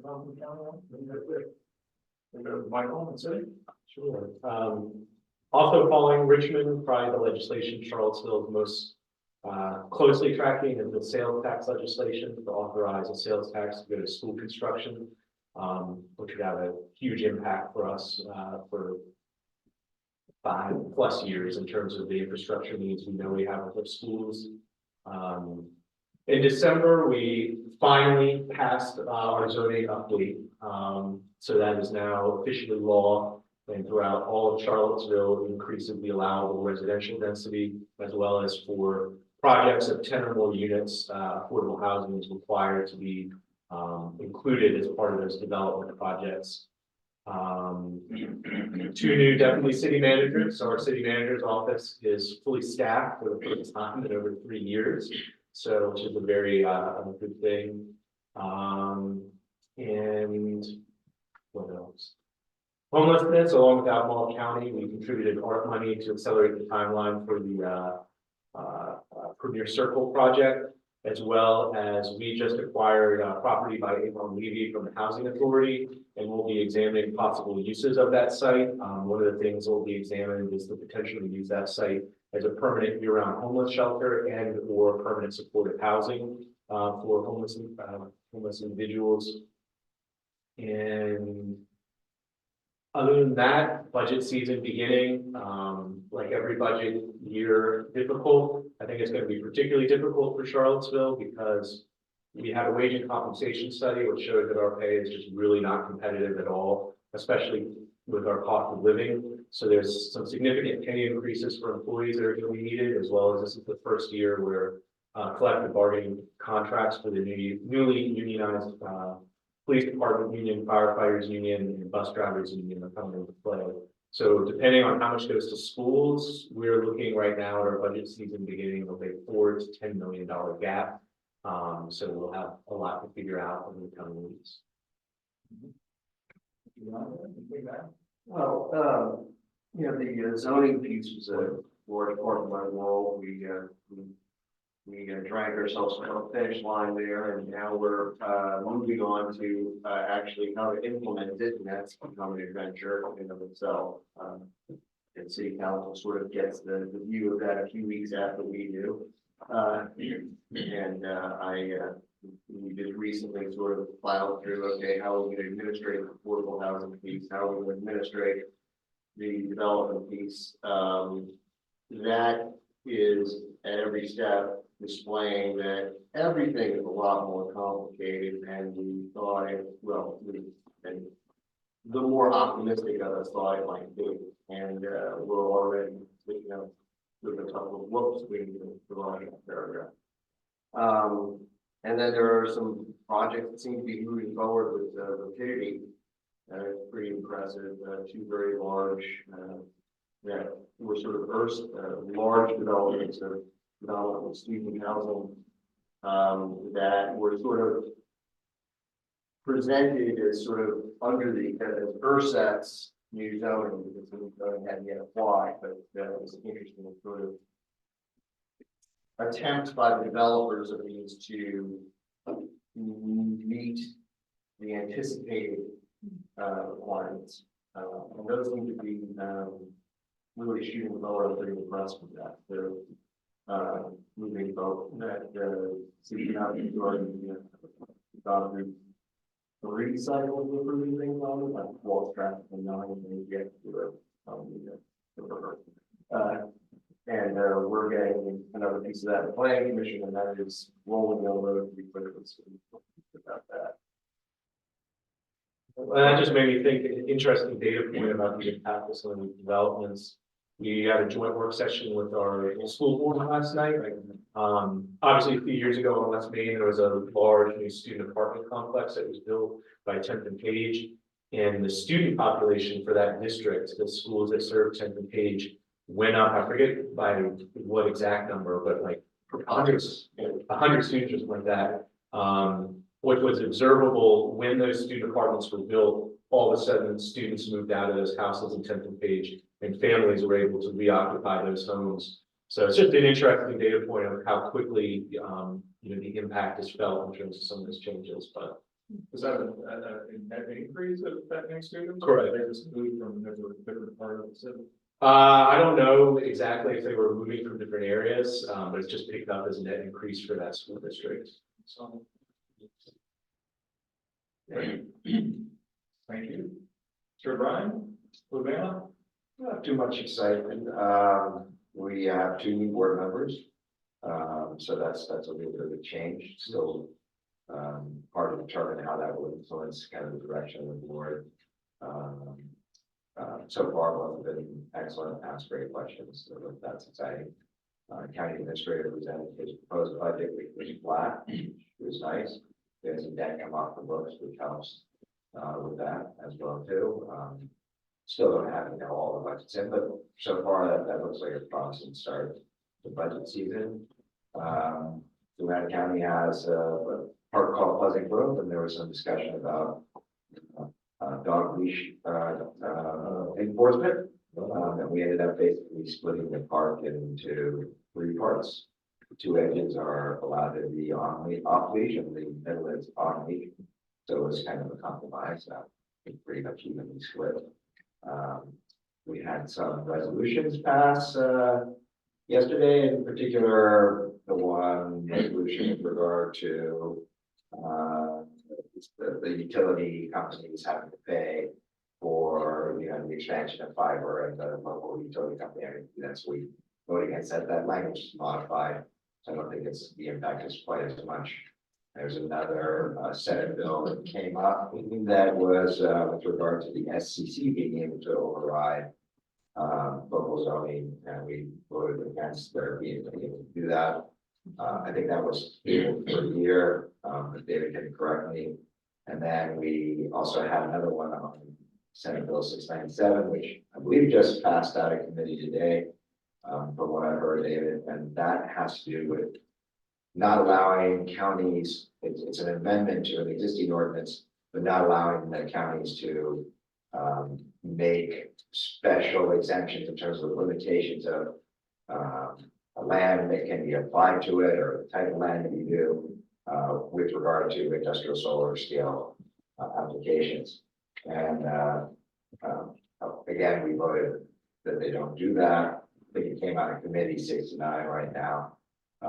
And personally, for myself, as part of like the conversation that we had with VACO, with Dominion and a presentation that was made there and the impact of data centers and AI as it grows and how that affects Virginia in particular, the need for energy is really significant, and the utility can't keep up with it. So they're looking to spin out as much alternative sources of energy as they can on top of meeting clean energy goals, both federally and state mandated clean energy goals. So how do we accomplish those things? Localities are making it harder to approve those green energy, solar scale industrial plans, which you see a lot of local residents coming out against because they want to preserve the rural character. So that was kind of an interesting debate and conversation there.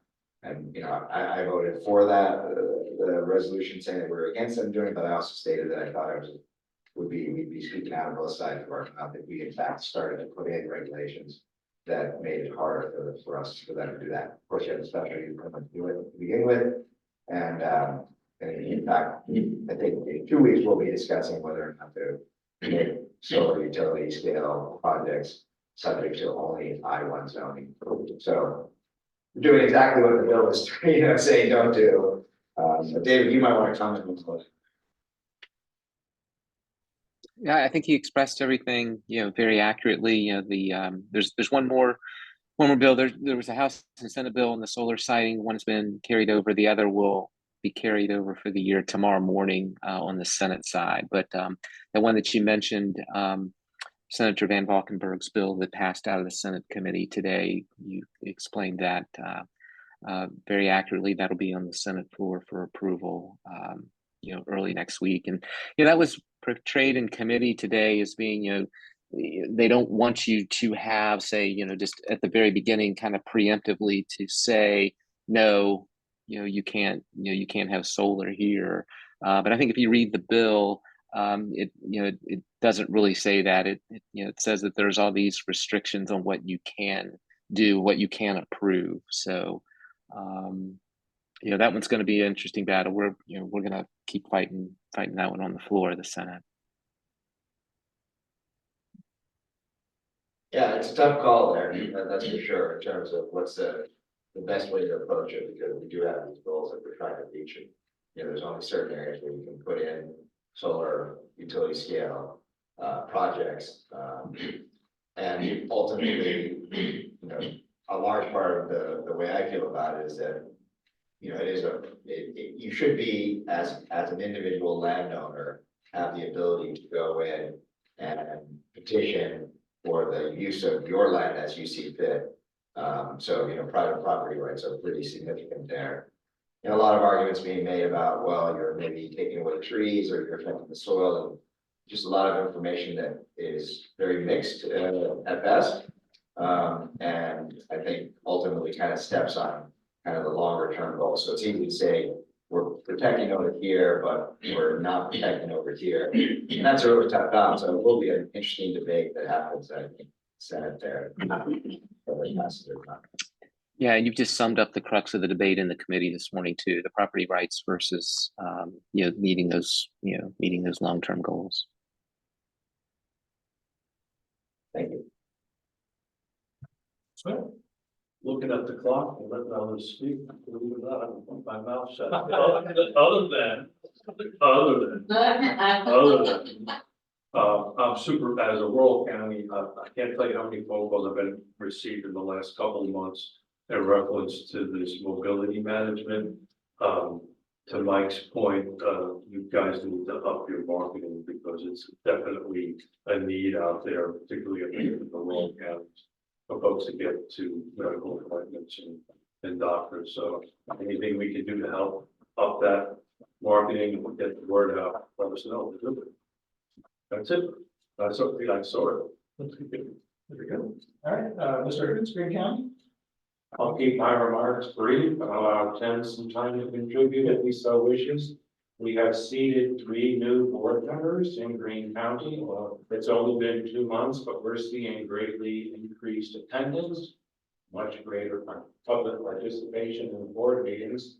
As far as high profile issues in the county, we are now in the 7th month of Greene County independently providing water and sewer services.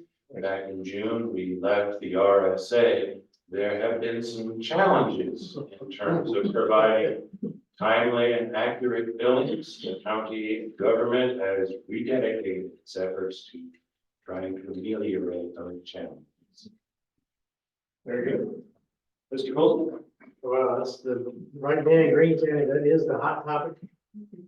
You know, between the 20-some year project that was in for the planning for this big reservoir, I think that's still in the works for, you know, getting that for too long for water, because right now we just had a drought, you know, put everybody on restrictions in Greene because of the drought.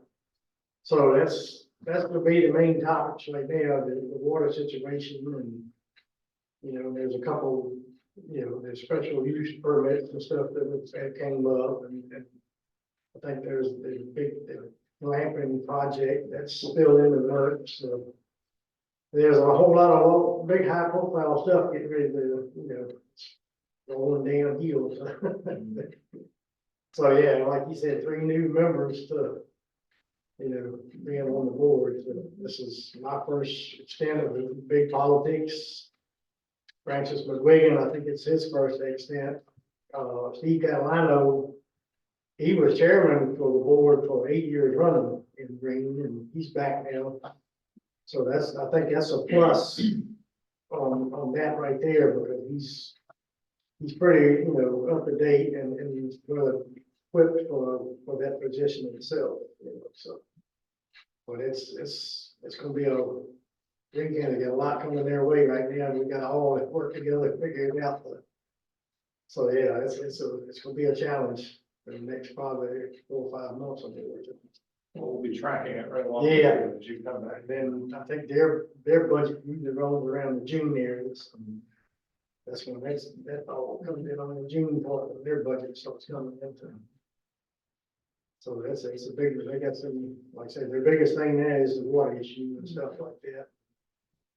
Trying to get that, and trying to resolution a new noise ordinance type thing. We've had that pop up here, you know, see what they're gonna figure out.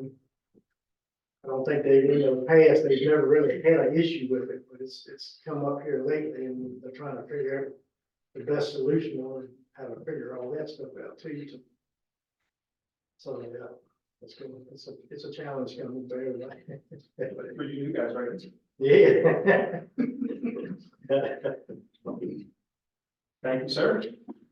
Supervisor Pruitt, want to share some stuff about them? Sure thing. I will try and keep it brief since my time of experience and now also provide updates and brief.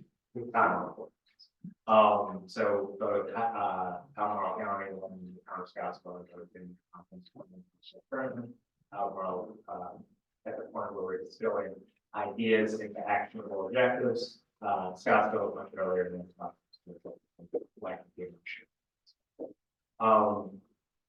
in my own district, we're chugging along with the Southwood development. There is a lot of new buildings going up every day, which is exciting. And if that comes their funding stream kind of chugging along, which has required us recently to reauthorize funding disbursement and could potentially result in spending political.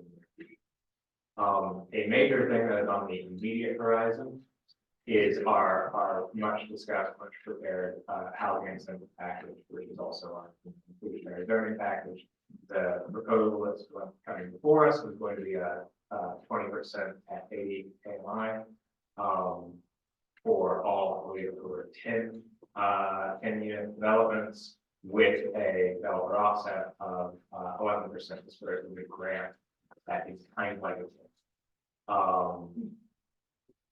that is going to come before us. It's going to, I'm sure, be spicy as we decide whether or not it's something that is going to actually achieve the objective we're looking for, both for allowing that, development while also, incentivizing, greater density. Also, last night we approved a very large project, which I will let Supervisor Ballard talk about, because I think we have very similar thoughts on it, and it's very much in his district. So, yes.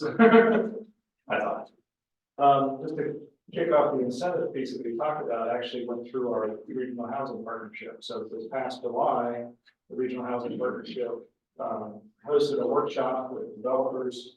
And there was what, 20 some folks, yeah, Mr. Smith moderated that. And then it turned into a joint meeting of our board, our planning commission, and then another 10 or so developers that we had in December. So the meeting that's coming up this month is the kind of the output of some work that actually came through our regional housing partnership that they assisted us with. So pleased about that. Just to stay with the regional housing partnership, that's working on we're coming to the end of our strategic plan. We had hired a consultant for executive committee, and full partnership will be dealing with some decisions on that this month and through the end of March. The big development that we approved last night, the UVA's project at Northport, which is out, basically it stretches from Airport Road up to Lewis and Clark. This site was identified by UVA as one of the sites to help achieve their affordable housing plans. This development at the max level could be around 1,400, 1,500 units. Part of the, what would the right word be? Part of the reality of the situation is that it's approved at the 15% affordable housing unit number. So the requirement at a minimum, if there's 1,400, it would be 15% of those have to be affordable. UVA, the conversation and the discussions had last night that is not the vision that is backed up by the announcement, nor the hopes of what Albemarle was hoping that project could deliver. So we had that conversation last night, and they have promised a different delivery and explained why they were going for the minimum. I'll leave it for you to go back and listen to that conversation without having to rehash it here. At the end of the day, with North Fork and all the research elements there, this does provide a residential work where there's an employment center, and then with our acquisition, our plans for Urbana Futures, which is across the street, 2 big economic development projects, and now this adds a component that could help folks work and live, and also do some permanent services right there. So it is a good project and a good development. Budget, we're getting started with that. Our county executive will be making the presentation at the end of August 21st. Our micro transit pilot that Kat's been doing, the update in the middle of December was over 1,000 users. The feedback right now is all positive. So this is basically an Uber-like transit service where there are Toyota Siennas. If you see them branded, you park the curb, call them up. If you live in Woodbrook and want to go to Kroger across the street, the micro transit will take you over there and take you to a fixed route. The only complaint we've heard so far, that I've heard so far, are the people running up against the geographic boundary of the highway. Yeah. So the micro transit's working for them, but then they hit this wall and they're like, well, how do we get down there? So if it keeps going, this could be if it pans out, the supervisor board is interested in this being a big answer to solving our transit delivery in the county. So more to come. I'm sure we'll be getting an update on that at some point down the road too, as that continues. And that micro transit study was done through the regional transit partners with the TJPDC. And then, yeah, we're getting, I know the last night was our first look at starting our own smart scale projects and what we might be putting forward. So all of that's coming out, as I'm sure there's in your jurisdiction as well. So budget time, transportation time. Mr. Woodward, Louisa County. Well, being a new guy, I was on the planning commission in Louisa for the last 3 years. So I had a little bit better idea than somebody that should brand new coming on. I don't know what has been shared with y'all prior to my here. But if I start repeating what you've heard before, please stop me. But Louisa County back in the fall, I guess, increased their transient tax from 2% to 7%, with the 3% from to 5%. There's 3% in there that has to go to transportation or the tourism. So we have had tourism department, but it's been through Parks and Recreation, and that's going to continue. But thank goodness with Lake Anna and short-term rentals, that 3% will amount to about $600,000. So we're forming a transportation tourism board, and that will take the director of Parks and Recreation will still be over tourism for right now, but the tourism board will oversee what we're going to do. And that we should have that board in place. I would say probably about March first part. Amazon's coming along. Amazon Web Services. I'm sure they've shared with y'all. You know, it's $11 billion, 11 data centers. First 7 are going to go 146 acres down next to Fluvanna Power Station. So you know that's zoned industrial. So it was kind of a good fit. There quite a few people that moved in down there that weren't very happy about it, but I think it will all work. It's when we talk to all that. Once the construction's done, the traffic won't be so bad. You know. No worse than once Memorial Day comes. For them, there's another 1,200 acres. It's near Cuckoo, on Route 33, right across from the county president. They at least 4, it's 11 data centers that they're committed to. So these 4 and all that preliminary plans came through the planning commission. This is for, it did not show the buildings, but it showed the the electrical substations. The substations are 10 acres apiece. The one for the 7 data centers has 2 of them. The one for the other 4, they have scheduled for 2. So I think it kind of gives you an idea of maybe what they're thinking. We're hoping that anyway. So because you know there's to put 7 on 146 acres and only put 4 on about it would be about 1,100 acres doesn't really make a lot of sense. And they're also the 146 acres is where they're going to have their administration doing everything. Then you can do this account. So anyway, that's good. We're going to run a pipeline from the reservoir down to Lake Anna. We've got right up there. I think it's about 9 miles. It's 12 miles. Amazon's going to pay for all that. They've agreed to pay for the processed water fee amount per gallon, but the water is not going to be processed. It will be raw water. So they're going to pay us for that. You know, we're just obviously really, and they have 16 years to build it out. They feel like they'll do a lot for doing that. So anyway, that's I mean it's a lot of stuff going on. We'd certainly like to get some VDOT money to do some maybe roundabout.